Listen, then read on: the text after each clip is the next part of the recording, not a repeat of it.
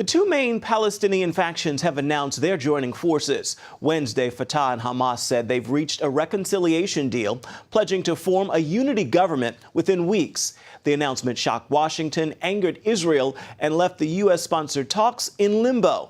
Here's Chris Mitchell now with the latest from Jerusalem. Hamas Prime Minister Ismail Haniyeh announced the end of a 7-year feud with Fatah.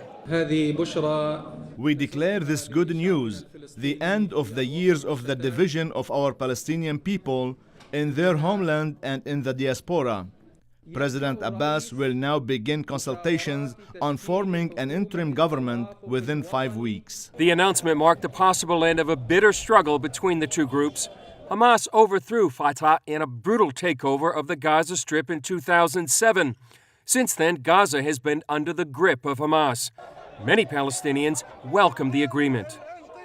While many Palestinians cheered the deal, here in Israel, Prime Minister Benjamin Netanyahu said Palestinian Authority President Mahmoud Abbas had to choose his peace partner, either Israel or Hamas, which the U.S. considers a terrorist organization.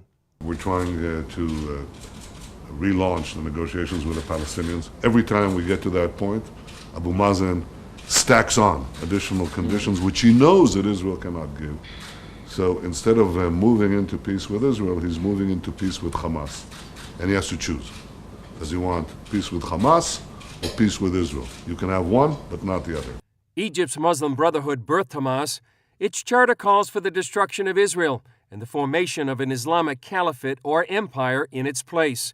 The agreement seriously complicates negotiations between Israel and the Palestinians and creates a dilemma for U.S. Secretary of State John Kerry.